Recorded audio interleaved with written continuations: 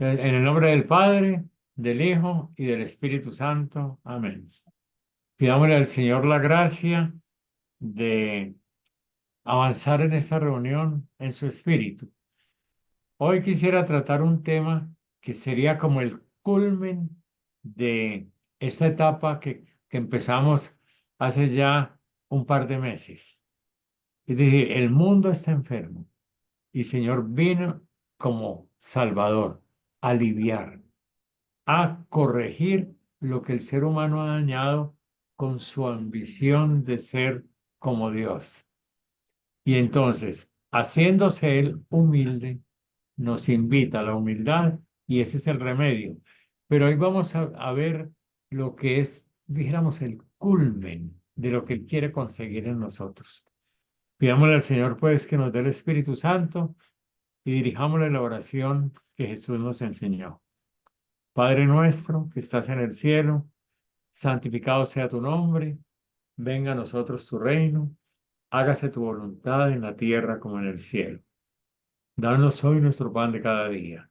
Perdona nuestras ofensas, como también nosotros perdonamos a los que nos ofenden. No nos dejes caer en la tentación y líbranos del mal. Amén. Amén. La que no he visto es a Luz Eugenia, no sé si está por ahí. Ella tampoco había podido conectarse. Bueno, veíamos. Y así un breve, muy breve resumen, ¿cierto? Que en el Génesis, en los primeros 11 capítulos, se nos muestra el origen del mal, que en el fondo Dios crea todo como la casa en la que quiere tener a su familia y nosotros despertamos el deseo de volvernos como Dios, comer el fruto. Y el fruto es de sabiduría. Es decir, tener los conocimientos suficientes para manejar el mundo y todo lo que encontramos en él para nuestra propia grandeza y poder. Eso es lo que tenemos en el relato de Adán y Eva. Eso produce muerte. Caín mata a Abel. Y eso se vuelve institucional, la Torre de Babel que la seguimos construyendo. Es decir, la ambición, economía, política, comercio, todo lo que tiene que ver con la grandeza humana. Estamos todavía viviendo para la grandeza humana, pero el Señor se hizo hombre y desde lo pequeño nos ayudó a reconstruir la humanidad como historia de salvación. Jesús se encontró un mundo manejado política y religiosamente por los saduceos, por los fariseos, por los escribas, en las sinagogas, en el templo, un culto en donde utilizando el nombre de Dios tenían sometido al pueblo. La tradición de Israel es muy hermosa, pero la supieron manipular para sus propios intereses. Y entonces Jesús comienza a liberar al pueblo desde el fondo, viendo que el problema de la humanidad es un problema espiritual. Espiritualmente hemos querido hacernos como Dios y entonces nos volvemos dueños unos por encima de otros, etcétera. Nos manipulamos, nos ofendemos, nos maltratamos y nos asesinamos los unos a los otros. ¿Cómo viene él a rescatar al hombre? Empieza desde aquella institución que se hace en nombre de Dios. En los pueblos, las sinagogas. Y en las sinagogas se maneja un mal espíritu, empieza a liberar del mal espíritu. Y tenemos varios relatos en donde Jesús encuentra un pueblo enfermo del cuerpo, muy enfermo de sus cuerpos, cojos, ciegos, sordos, paralíticos, etcétera, y leprosos, en fin. Y ellos considerados espiritualmente como impuros, como gente que está sufriendo por castigo de Dios. Y el Señor empieza a mostrar que eso no es y empieza a liberar. Y para liberar empieza por la sinagoga, pero después por las enfermedades del pueblo. La suegra de Simón, el leproso, el paralítico que lo llevan otras personas, sordos, ciegos, otros paralíticos. Veíamos la vez pasada el ciego de nacimiento. Es decir, son distintos aspectos que vamos viendo de una salud física deshumanizada, pero todo se debe a un problema espiritual. La ceguera espiritual, la sordera espiritual, la parálisis espiritual, la impureza que es espiritual, no es problema de comida que entre y que la comida es impura, no es lo que sale del corazón del hombre. Y hoy vamos viendo lo definitivo, que el hombre, con su ambición de ser como Dios, produce muerte. Y entonces hoy lo que vamos a ver es que no solamente cura enfermos, no solamente perdona pecados, no solamente ofrece lo que tiene para que la gente pueda comer, invita a solidaridad, no solo eso, vence la muerte. Vamos a ver tres relatos de resurrección que hay en los evangelios. Jesús únicamente aparece en los evangelios con tres gestos de resurrección. Y eso es lo máximo que puede hacer con uno. Una persona pasa por la muerte y él lo libra de la muerte. ¿Cuáles son esos tres casos? El primero lo encontramos en el Evangelio de Lucas y es un relato muy bonito. Está en el capítulo 7 de Lucas y como no lo hemos leído, vamos a leerlo. Es muy cortico, muy bonito y nos puede iluminar mucho. Entonces, abramos el Evangelio de Lucas en el capítulo 7.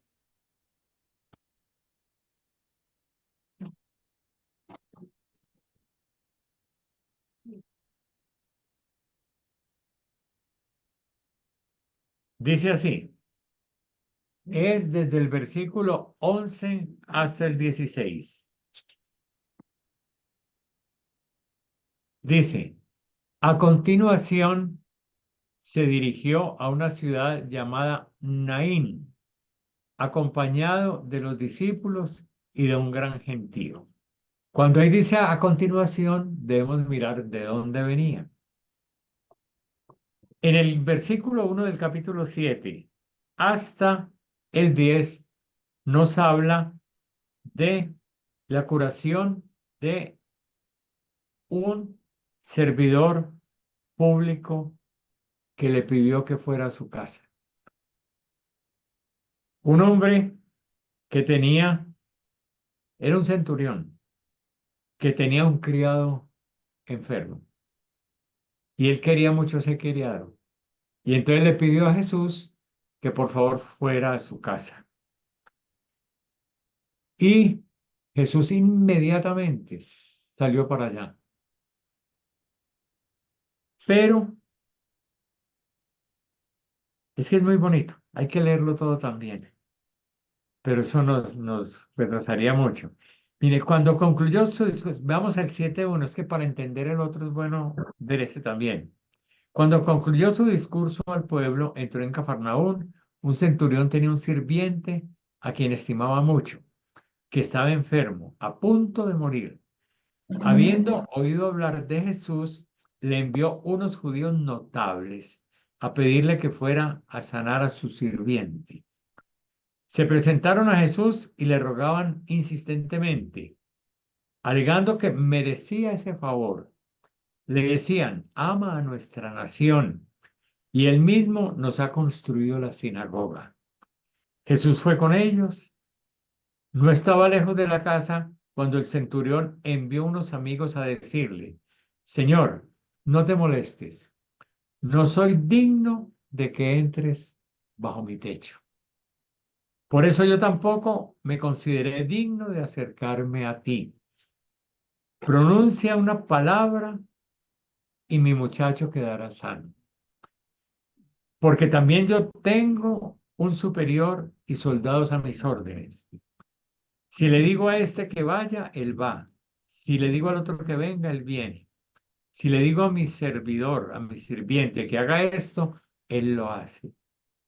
Al oírlo, Jesús se admiró y volviéndose le dijo a la gente que lo seguía, una fe semejante a la de este hombre no he encontrado en Israel.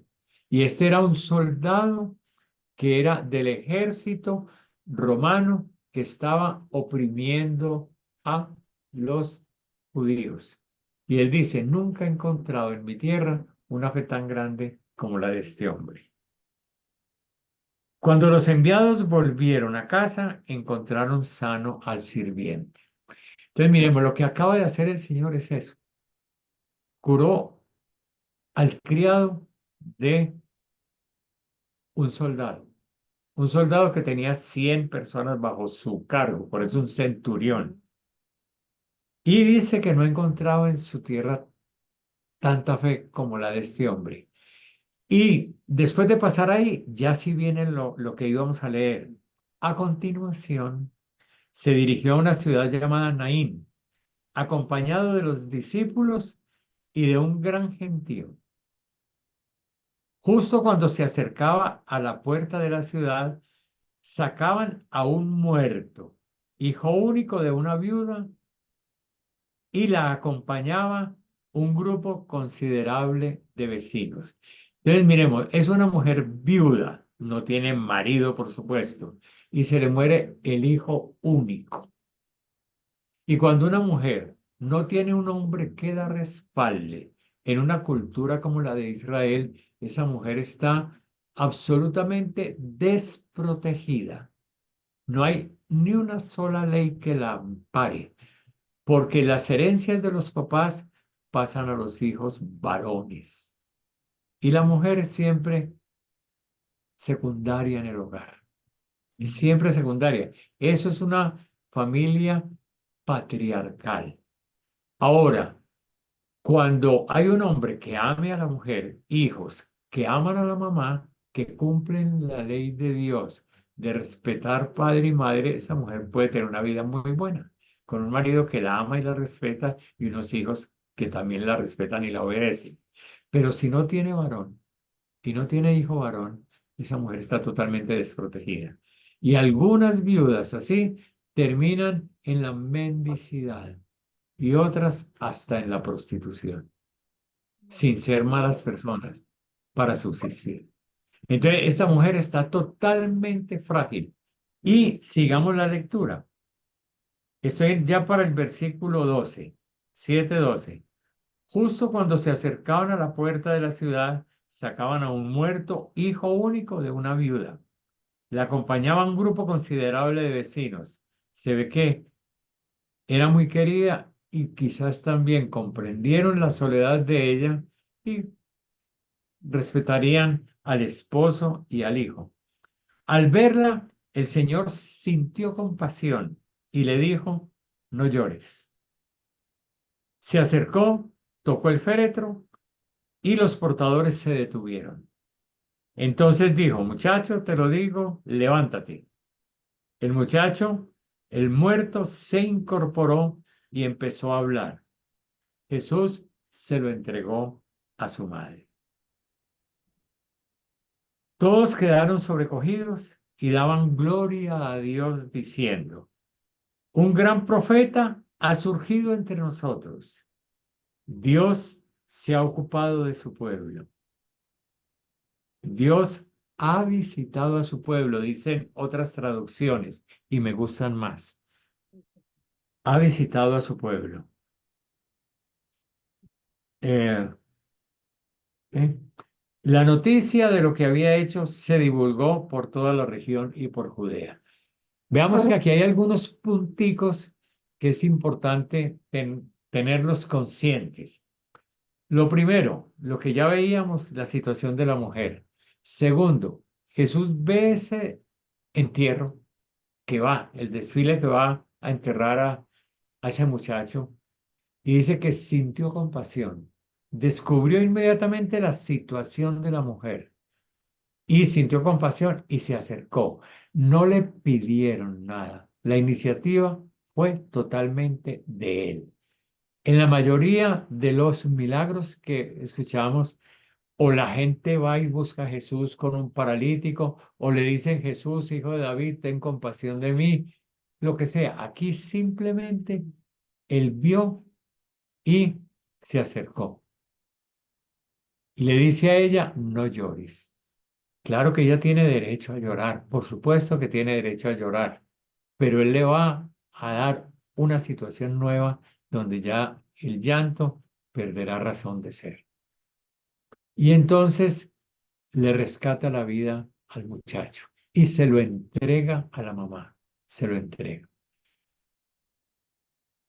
Es importante porque algunas personas verán ya en un futuro que la mamá de Jesús va a tener una situación parecida, una viuda y su hijo muerto en la cruz.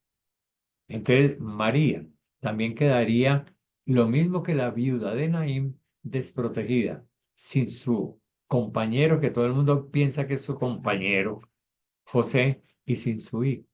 Hubiera quedado en la misma situación. Pero allá en la cruz recordemos que se la entregará al discípulo amado. Algunos ven esa asociación, pero en este momento quizás no está mirando eso Jesús, porque todavía no, la mamá eh, no es viuda sin hijo, es viuda pero con hijo. Y tampoco sabemos bien cuándo enviudó porque no hay ningún detalle, ni uno solo en el Evangelio. Simplemente que no volvió a aparecer José para nada. Desde los 12 años del niño se silenció radicalmente a José. Pero bueno, ya tenemos también eso y es bueno ver la comparación con la situación como queda María al darle muerte a su hijo. Pero Jesús previó y se la entregó al discípulo amado, nos la entregó a nosotros. El otro comentario importante es, hay un profeta entre nosotros, hay un profeta entre nosotros. La gente ve que Él es uno de nosotros, pero actúa como profeta y con capacidad de devolver la vida a un muerto. Hay un par de textos en el Antiguo Testamento relacionados con el profeta Elías y con el profeta Eliseo. Casualmente son los dos profetas que estimamos nosotros y los tenemos también como fuente de inspiración en el Carmelo, porque los carmelitas nos apoyamos también en el Monte Carmelo donde estuvieron Elías y Eliseo. Y ambos tienen relatos de resurrección de jóvenes. En uno la madre era viuda, en el otro no. Pero en ambas casas está y los podemos ver que hay un parecido enorme con esto porque Elías resucitó a la viuda de Sarepta y Eliseo al hijo, no, a la viuda, no, al hijo de la viuda. Y Eliseo al hijo de una mujer de Sunam. Y esos dos pueblos son muy cercanos a Naim, la viuda de Naim, muy cercanos a donde habían sido las resurrecciones de los profetas anteriores. Y el comentario de la gente, aquí hay un profeta entre nosotros. Y luego dice, Dios ha visitado a su pueblo. Entonces, ¿qué podemos sacar de este texto? Primero que todo, Jesús llega hasta el límite. El límite de la vida humana es la muerte. Si Jesús no nos rescatara de la muerte, cualquier cosa que haga para aliviarnos sería pasajera, momentánea, no sería una cosa fundamental para siempre. Pero cuando Él resucita a un muerto, cuando nos muestra que tiene poder sobre la muerte, entonces todo lo que hace tiene sentido como expresiones que facilitan o facilitan no, procuran la vida.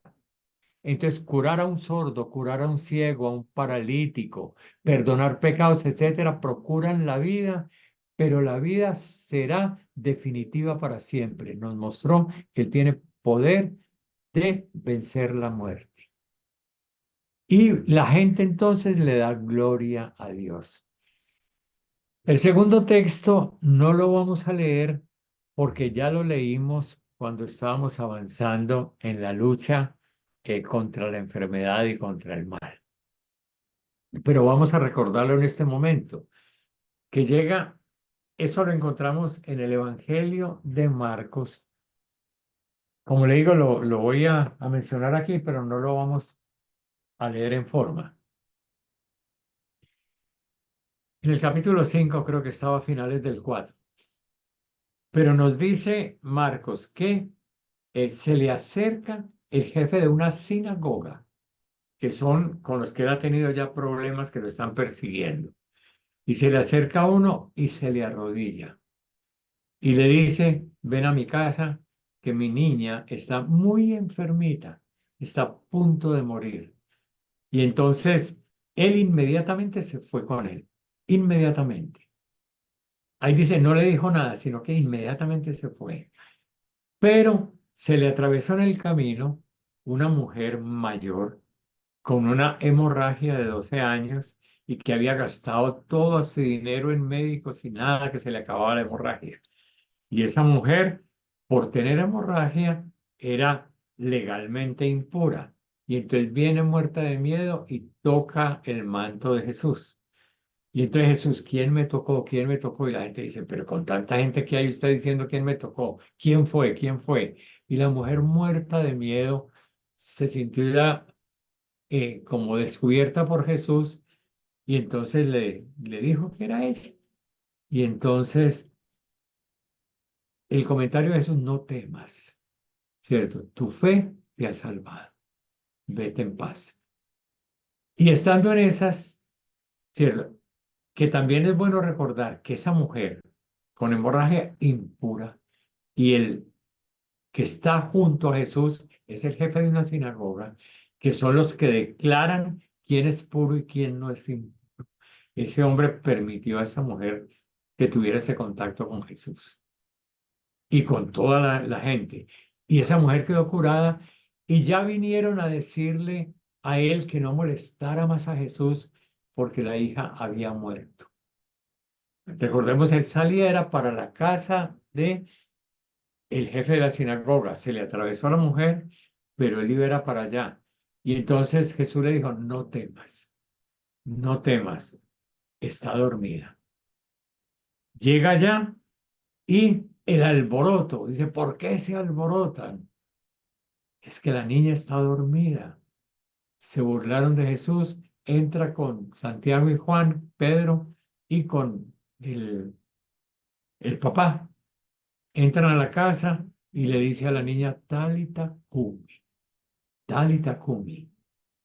Eso es en arameo, es la misma expresión tal como salió de los labios de Jesús. A ti te lo digo, levántate. Y la niña se levantó, empezó a caminar y él le dijo, denle de comer.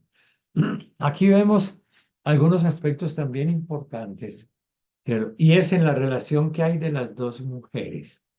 La anciana tenía 12 años de hemorragia y la niña 12 años de vida, pero que comienza a los 12 años formalmente, comienza el sangrado. O sea, cuando ya se hacen eh, fértiles con posibilidad de tener hijos. Y a los 12 años, una niña y otra con 12 años de hemorragia. ¿Qué comparación se logra hacer? Y es muy interesante. La anciana representa el Antiguo Testamento, representa el antiguo pueblo de Israel, que por todos los lados ha tratado de buscar la salud, pero se está desgastando. Y entonces el texto dice, si usted quiere salvarse, acérquese a Jesús, aunque sea tóquelo, pero Jesús tiene la medicina para salvarla a usted. Entonces representa el antiguo pueblo de Israel. Y la niña de 12 años representa la iglesia, el nuevo pueblo que comenzó su vida siendo perseguida, porque ya a Jesús lo están persiguiendo. Los discípulos también están con miedo. Y cuando se escribió el Evangelio, ya habían perseguido a muchos cristianos, habían encarcelado a muchos, habían matado a muchos. Nosotros recordamos que hasta Pablo fue uno de los primeros perseguidores. Y Pablo empezó a perseguir antes de que Marcos escribiera este Evangelio. Entonces, vemos ahí esa relación que hay entre la mujer mayor que no alcanza a morir. El Señor eh, la sana. En cambio, esta niña sí había alcanzado a morir. Y entonces la niña experimenta la resurrección. Y eso es lo que a la iglesia le toca experimentar, la resurrección. Entonces, en esa niña tenemos que identificarnos nosotros como hijos de la sinagoga, porque nosotros somos herederos de la historia de Israel. Somos herederos del Antiguo Testamento y nosotros seguimos hablando de Abraham, de Isaac, de Jacob, del rey David, de los profetas, etcétera. Somos hijos de la sinagoga, pero tenemos ya un mundo nuevo. Ya no somos de aquellos que nos quedamos en el pasado, sino que con Jesús empezamos una vida nueva. La niña empezó a caminar y le dijo al Señor, denle de comer. Y ya recordamos lo que significa dar de comer. Hicimos el relato de las dos multiplicaciones del pan. La primera en Israel, la segunda para todas las naciones. Que una mujer le ayudó a Jesús a abrir los horizontes.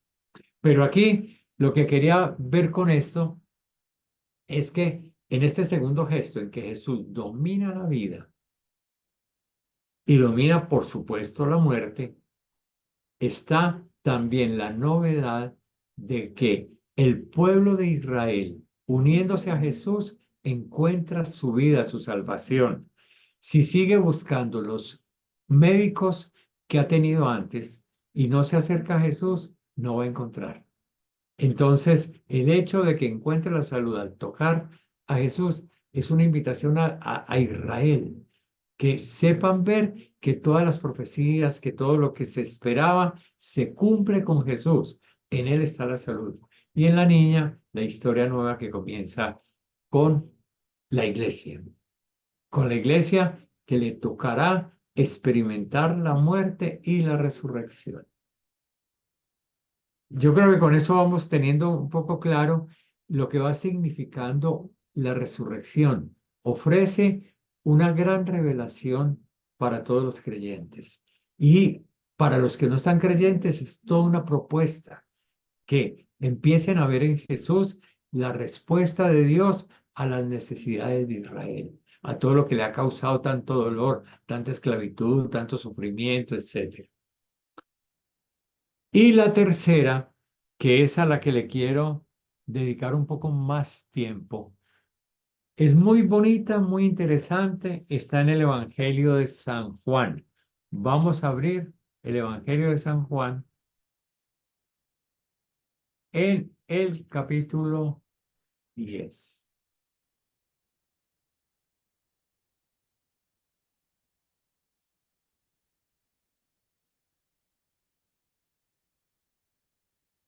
Este texto es muy conocido, muy conocido.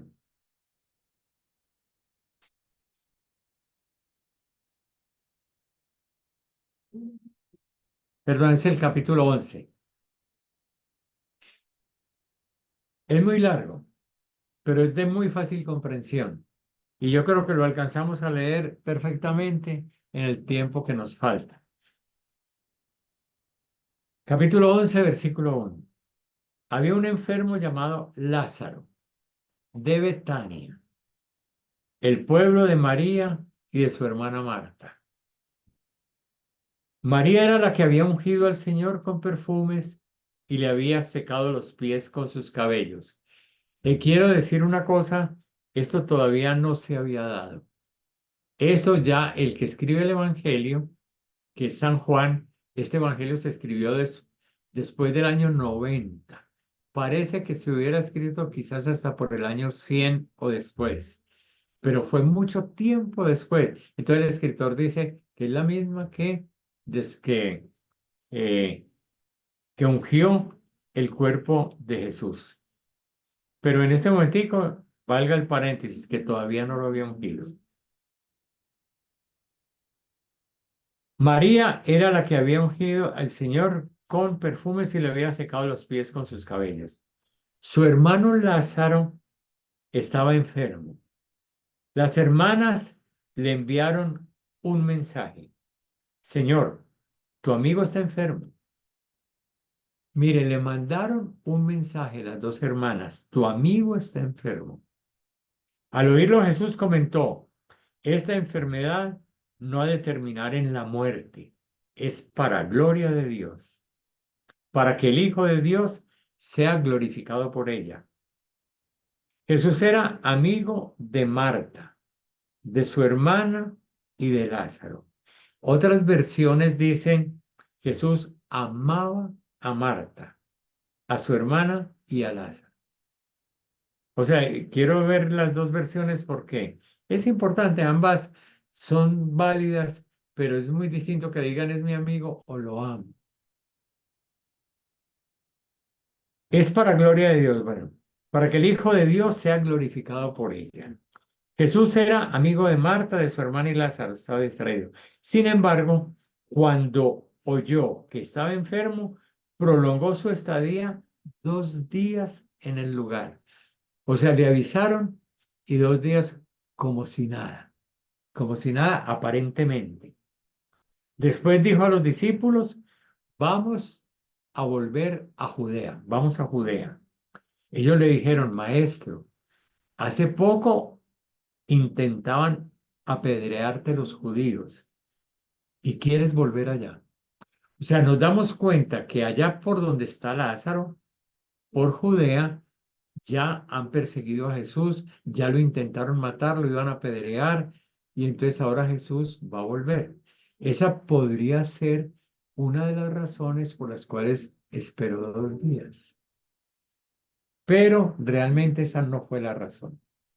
Esa no fue la razón, pero es bueno tenerla presente porque los discípulos están desconcertados. Jesús les dijo, no tiene el día 12 horas. Quien camina de día no tropieza, porque ve la luz de este mundo. Quien camina de noche tropieza porque no tiene luz. Dicho esto, añadió, nuestro amigo Lázaro está dormido. Voy a despertarlo. Está dormido. Voy a despertarlo. ¿A qué nos suena? El texto de el hijo, la hija del centurión. Ay, perdón, estoy loco. De la hija de Jairo, el jefe de la sinagoga. Cuando llega, dice, no está muerta, está dormida. Y aquí dice lo mismo, está dormido y voy a despertarlo. Entonces, con esto nos está dando una pista para que entendamos que la muerte no tiene nada de definitivo para el hombre, cuando el hombre está unido a Dios. O sea que no tenemos por qué angustiarnos por la muerte. Aquí, por supuesto, la muerte sigue siendo como el límite nuestro. Pero cuando uno tiene fe, cuando uno cree en el proyecto de Dios, que es un proyecto de vida eterna, uno se da cuenta que la muerte es simplemente un paso difícil, duro, pero que no hay que hacer de la muerte una tragedia. No hay que hacer de la muerte una tragedia. Llorar, sí. Tener tristeza, sí, es normal que así sea, pero no una tragedia. Entonces, para que veamos lo que hay en estas expresiones,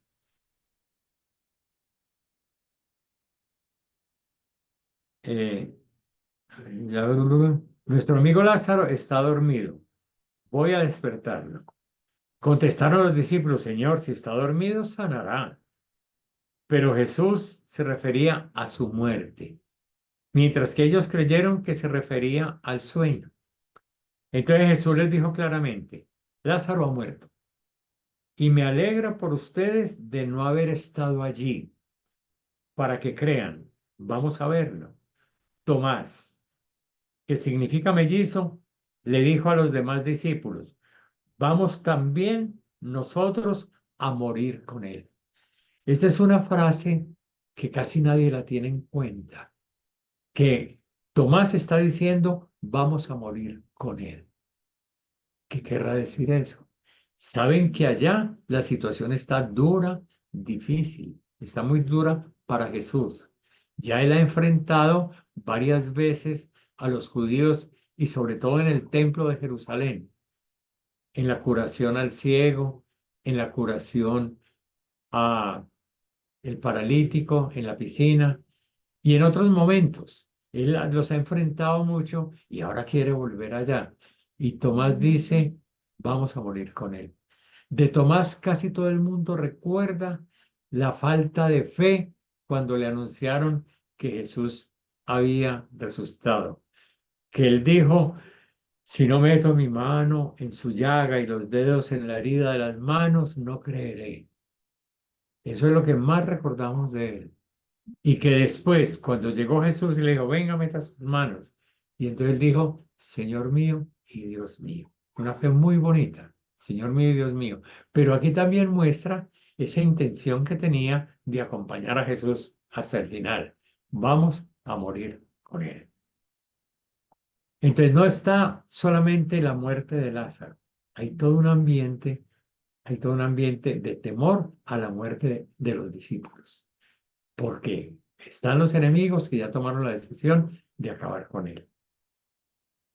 Sigamos. En el versículo 17 dice, cuando Jesús llegó, encontró que llevaba 4 días en el sepulcro. Ya Lázaro llevaba 4 días. Betania queda cerca de Jerusalén a unos 3 kilómetros, es más bien cerca. Pues debía haber ido, dirían las hermanas, ¿no? Muchos judíos habían ido a visitar a Marta y María, muchos judíos. La casa de Marta y María y de Lázaro, era una casa de puertas abiertas. Los discípulos iban siempre allá. Nosotros recordamos la otra visita que está en el Evangelio de Lucas, que Marta era sirviéndoles allá en la mesa, en la cocina, todo, y María recostada a los pies, escuchando a Jesús, que Marta le hizo el reclamo, Señor, dile a ella que me ayude. Y Jesús le contestó, Marta, Marta, tú te ocupas en muchas cosas, pero solo una es válida. Y María escogió la mejor parte. En esa ocasión estaba Jesús y había llegado también con los discípulos. Y ahora también va con los discípulos. Pero resulta que allá están judíos también. O sea que los judíos también iban a esa casa y se sentían como en su casa. Es bueno tener presente esto.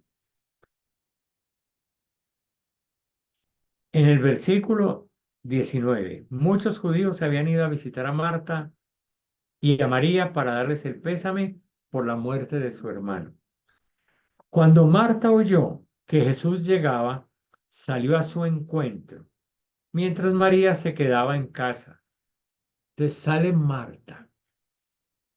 María no escuchó, no se dio cuenta. Pero Marta le dijo a Jesús, si hubieras estado aquí, Señor, mi hermano no habría muerto.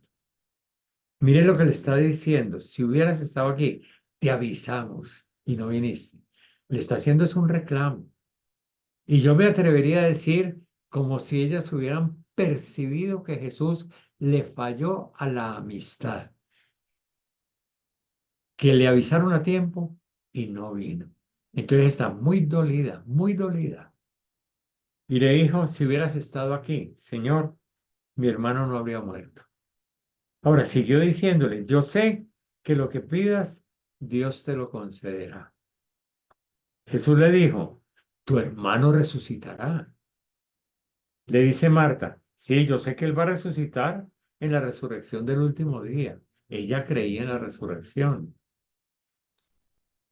Pero Jesús le contestó, yo soy la resurrección y la vida. Quien cree en mí, aunque muera, vivirá.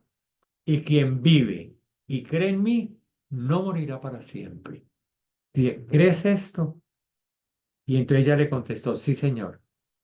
Yo creo que tú eres el Mesías, el Hijo de Dios, el que tenía que venir al mundo. Eso aquí es muy importante porque nos damos cuenta que es un diálogo con muchos argumentos, con muchos argumentos. Marta le llama la atención a Jesús. Si hubieras estado aquí no habría muerto mi hermano. Y Jesús empieza a alimentarle la fe. Él ya le había dicho a los discípulos, me alegro que ustedes no estén presentes porque eso no es tragedia, sino para que se manifieste la gloria de Dios. Jesús tenía eso claro, pero Marta no, y los discípulos tampoco. Entonces empieza a educarle la fe a Marta. Tu hermano resucitará. Y dice, yo sé que va a resucitar, ¿verdad? Yo soy la resurrección y la vida. Y el que cree en mí, aunque haya muerto, vivirá. Y el que cree en mí, no morirá para siempre. Entonces nos damos cuenta que la resurrección de Lázaro va a ser una ocasión para madurar la fe en el sentido de la resurrección y de la vida eterna. Entonces ya estamos viendo la primera resurrección, la de Naín, la viuda de Naín, que se le muere su hijo, ¿cierto? Es para mostrar la compasión, la gratuidad de Dios.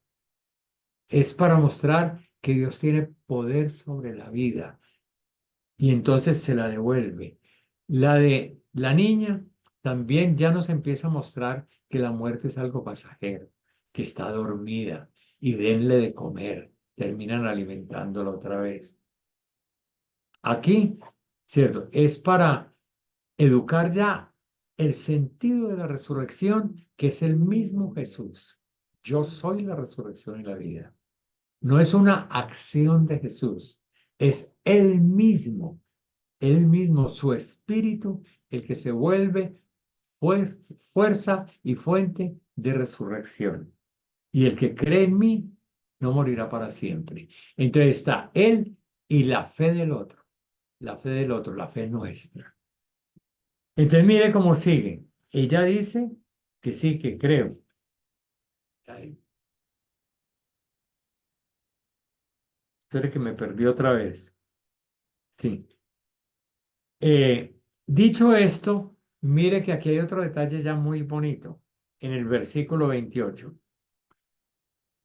Se fue Marta y llamó en privado a su hermana María, o sea que María no se había dado cuenta, y le dijo, el maestro está aquí y te llama. Estamos finalizando el versículo 28. Mire, el maestro está aquí y te llama. Mire que ya le está dando como una novedad a ella, porque ella también estaba igualmente triste y abatida, dijéramos, por la ausencia de Jesús. Le dije, está y te está llamando. Al oírlo, se levantó rápidamente y se dirigió hacia él. Estos son detalles que son muy bonitos, que ella se levanta y se fue corriendo, se fue rápidamente. Como María, cuando se enteró que Isabel, siendo anciana, estaba embarazada, iba a tener un hijo, dice que ella salió rápidamente hacia, o sea, salió prácticamente corriendo. Eso es muy bonito. Y hay otros momentos en que también está esa expresión, pero concentrémonos en esta. El maestro está aquí y te llama. Entonces, al oírlo, se levantó rápidamente y se dirigió hacia él. Jesús no había llegado todavía al pueblo, estaba a la salida, se había quedado allá. Estaba en el mismo lugar donde lo encontró Marta. O sea, se quedó esperando a María. Los judíos que estaban con ella en la casa, consolándola, judíos, al ver que María se levantaba de repente y salía, fueron detrás de ella, pensando que ella iba al sepulcro a llorar allí. Cuando María llegó a donde estaba Jesús, al verlo, cayó a sus pies y le dijo, es decir, se le agachó, se le arrodilló, se le postró y le dijo, si hubieras estado aquí, Señor, mi hermano no habría muerto. las mismas palabras que le había dicho Marta, las mismas palabras. Se ve que las dos habían estado conversando y no vino, y no vino. Y si hubiera estado aquí, no hubiera muerto el hermano. Y entonces ella también le dijo lo mismo, absolutamente. Jesús al verla llorar, así a María, y también a los judíos que la acompañaban, se estremeció por dentro y dijo muy conmovido, ¿dónde lo han puesto? Mire, se estremeció, no le dijo nada. A Marta le dio toda una lección de fe. Con María no fue capaz, únicamente se conmovió. Le dijo conmovido, ¿dónde lo han puesto? Le dicen, ven Señor y lo verás. Jesús se echó a llorar. Mire qué reacción tan distinta frente a Marta y frente a María. Frente a Marta tuvo serenidad para educarla en la fe. Con María se quebró. La vio quebrada y se quebró él. Y se puso a llorar. Los judíos comentaban cómo lo quería a Lázaro. Pero algunos decían, y el que abrió los ojos al ciego no pudo impedir que éste muriera. Se ve que había gente que estaba cuando Jesús curó al ciego. Recordamos hace 8 días que hablamos de esas curaciones y las dificultades que había, que si era un pecador, que si no era un pecador, toda esa cuestión. Había algunos que estaban allá y lo habían visto.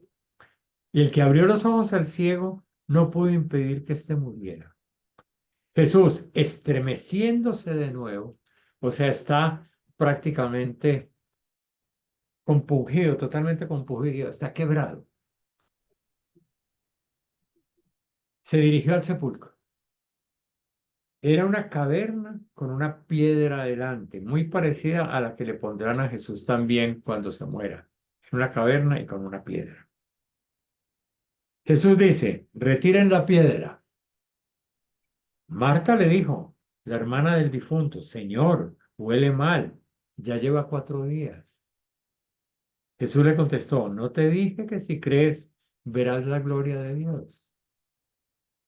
Retiraron la piedra. Jesús alzó la vista al cielo, o sea, pone esa situación en manos del Padre. Y le dijo, te doy gracias, Padre, porque me has escuchado.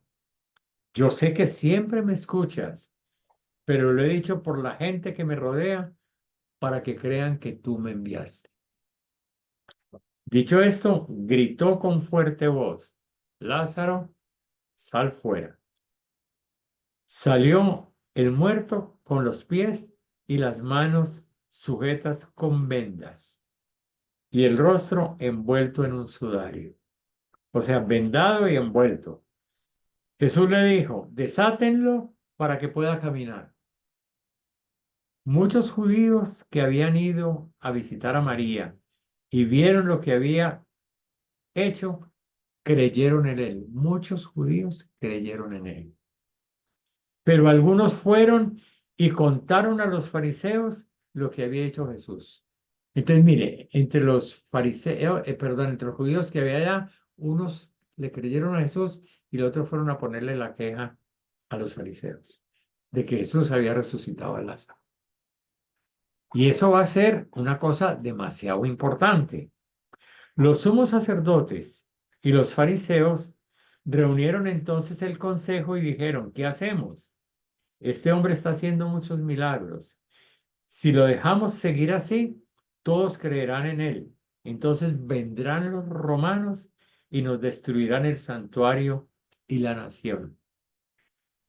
Uno de ellos, llamado Caifás, que era sumo sacerdote aquel año, les dijo, ustedes no entienden nada.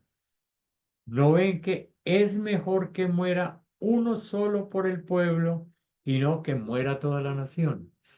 La situación es que si sigue Jesús, van a venir los romanos y van a acabar con ellos. Entonces, mejor matarlo, porque es mejor que muera uno por el pueblo y no que muera toda la nación. Eso lo dijo el sumo sacerdote. Pero dice el versículo 51, no lo dijo por cuenta propia, sino porque siendo sumo sacerdote aquel año, profetizó que Jesús moriría por la nación. Y no solo por la nación, sino para reunir en la unidad a todos los hijos de Dios que estaban dispersos por el mundo.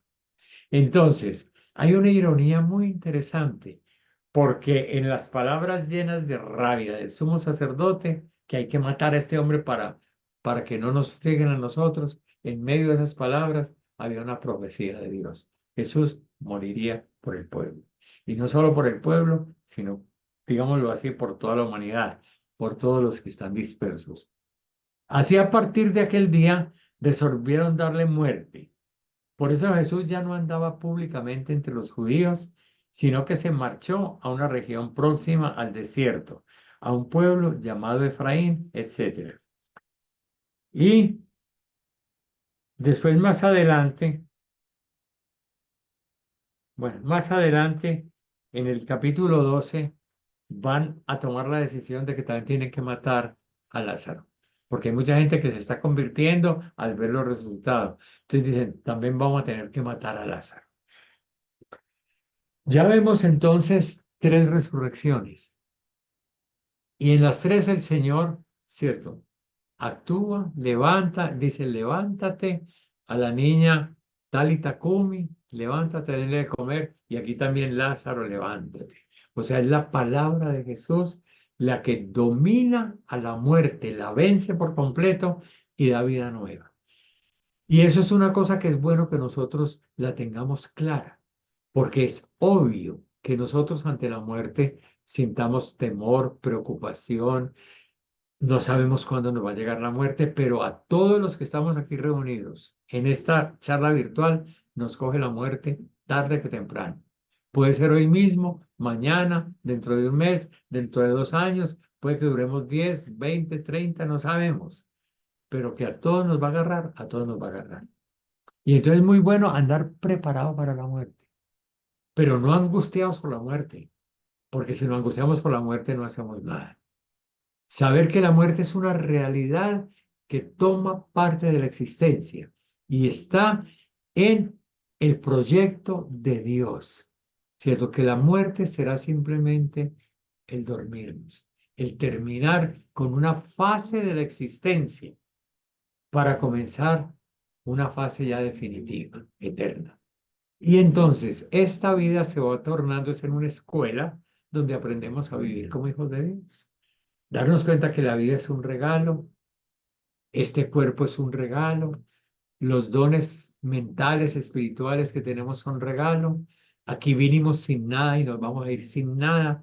Entonces que no nos apeguemos a lo de aquí, que no nos apeguemos a las riquezas, que no nos apeguemos al poder, que no nos apeguemos a los placeres de la vida. No es que la riqueza sea mala, pero una riqueza sin amor a Dios y sin amor al prójimo se torna mala, se torna mala, aunque se haya conseguido justamente. Lo mismo pasa con el poder. El poder, la autoridad viene de Dios, pero una autoridad que se viva sin amor a Dios y al prójimo se vuelve simplemente poder que daña la convivencia, que daña la vida, que produce muerte. Y eso es lo que tenemos nosotros en la gente que domina las naciones, la mayoría con tendencia a volverse dictadores, de derechas o de izquierdas. Eso no importa la forma de pensar, el problema es espiritual. ¿Qué hacemos con mi forma de pensar? Yo puedo ser de derechas muy honesto, yo puedo ser de izquierda muy honesto, pero puedo ser de derechas abusador o de izquierdas abusador. Esa es la historia nuestra. El problema es espiritual. ¿Qué hacemos con los dones? ¿Qué hacemos con los talentos que tenemos y con la vocación que el Señor nos ha dado, de ser familia suya, de ser pueblo de Dios? Entonces, frente a esto, recordemos que el Señor dice, el que quiera seguirme, niéguese a sí mismo, cargue con su cruz y sígame. ¿Qué le sirve al hombre ganar su vida si pierde su alma? ¿De qué nos sirve estar defendiendo la vida y la vida? La vida, este cuerpo es a morir de todas maneras. Y lo que es fundamental, lo que vive para toda la eternidad, el amor a Dios, la misericordia, la compasión, el sentido de fraternidad, la humildad, el compartir, eso tiene vida eterna y a veces lo descuidamos. Y nos amarramos a las poquitas seguridades que nos da el poder, que nos da la riqueza, que nos da el placer y sacrificamos lo fundamental por aferrarnos a esto. Entonces, el vencer la muerte es para nosotros un algo que nos hace ver que hay una libertad muy grande. El que se desapega del dinero aprende a manejar el dinero. Si yo tengo muchísimas riquezas, pero no estoy apegado a esas riquezas me sirven como herramienta para hacer una vida ser útil a la comunidad y pongo esos bienes, esas herramientas al servicio del pueblo de Dios, especialmente de los más pobres, para que mis bienes ayuden a humanizar la historia. Lo mismo el poder, si a mí me nombran jefe, gerente, capataz o tengo puestos de carácter político, ¿qué hago con eso? Eso no es para mi gloria, no es para mi grandeza. El que quiera ser importante vuelva a ser el último y servidor de los demás. Eso nos dice él. Entonces, estos tres símbolos que tuvo al resucitar a la niña, al joven y a su amigo Lázaro, nos muestran a nosotros que él le da gloria a Dios, que él es más fuerte que la muerte y que en él tenemos vida eterna. Y entonces es bueno que eso nos sirva a nosotros para nuestra reflexión. Esto lo quería tener como, digamos, el culmen de todo este taller que empezamos desde el Génesis, en donde decimos que el Señor viene a curar al mundo de una gran enfermedad, porque la humanidad está enferma, pero el Señor tiene poder para curar. Y miremoslo en la historia que estamos viviendo nosotros. Nosotros ya no estamos con las sinagogas, ya no estamos con el templo de Jerusalén, ya no estamos con el sacrificio de animales y teniendo que comprar animales para sacrificarlo. Nosotros tenemos una relación nueva y distinta con Dios. Estamos en medio de una iglesia, pero una iglesia que le toca vivir en un mundo que está gravemente enfermo. Está enferma la relación humana. Mire cómo nos estamos armando en el mundo. Los países grandes y aquí también, es decir, no se logra encontrar la paz en Colombia. Se tira por un lado y fracasa, se tira por el otro y fracasa. Y en este momentico puede que algunos tengan algunas esperanzas, pero hay mucha gente oponiéndose también. Es decir, pareciera que no hay forma de encontrar la paz. Pero aquí hay gente que sigue creyendo que la vida es más fuerte que la muerte. No tengan miedo, yo vencí al mundo. La verdad los hará libres. Eso nos dice el Señor. Creamos, la verdad nos hace libres. Despojémonos de los apegos. No quiere decir que tenemos que volvernos pobres como todo el mundo para... No, simplemente que todos los bienes, muchos o poquitos, sirvan para el camino del Evangelio. Y ya cada quien y cada familia y cada hogar va viendo cómo lo hacemos para que mi familia sea realmente testimonio del reino de Dios, para que el grupo de jóvenes o de señoras o de vecinos, o para si es un gremio, que si es de obreros, de campesinos, de indígenas, para que nosotros cómo hacemos con lo que somos y con lo que tenemos testigos de una vida que es más fuerte que la muerte. Y hay gente que sacrifica muchas cosas, que los persiguen, que los maltratan, los meten a la cárcel y siguen fieles al Señor. No se dejan dominar por eso. Creo que en eso ya les había dicho y no sé si lo propuse, el capítulo 8 de los Romanos. Todo ese capítulo 8 es una belleza y nos ayuda mucho a lo que Pablo y sus compañeros descubrieron, que los apaleaban, qué cosas no les hicieron. Dice, pero en todo vencemos por aquel que nos amó. ¿Quién nos separará del amor de Cristo? La muerte, el hambre, la persecución, la desnudez. En todo esto triunfamos por aquel que nos amó. Entonces, con esto vamos a terminar esta tanda de reflexión del miércoles. Vamos a darnos unas 2 semanitas de descanso para retomar, para asumir, para leer textos, para volver como a recuperar lo que hemos visto. Y después vamos a empezar otro taller. Continuamos con Jesús, ¿cierto? Pero vamos a continuar otro taller. En su momento les iré mostrando por dónde vamos, porque tengo el deseo y me parece que es muy oportuno de tratar lo más profundamente posible el Evangelio de Lucas.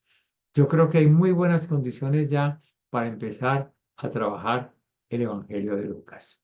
Pero entonces vamos a esperarnos 2 miércoles, digamos, de un cierto descanso, de vacaciones. Para el miércoles, el jueves no.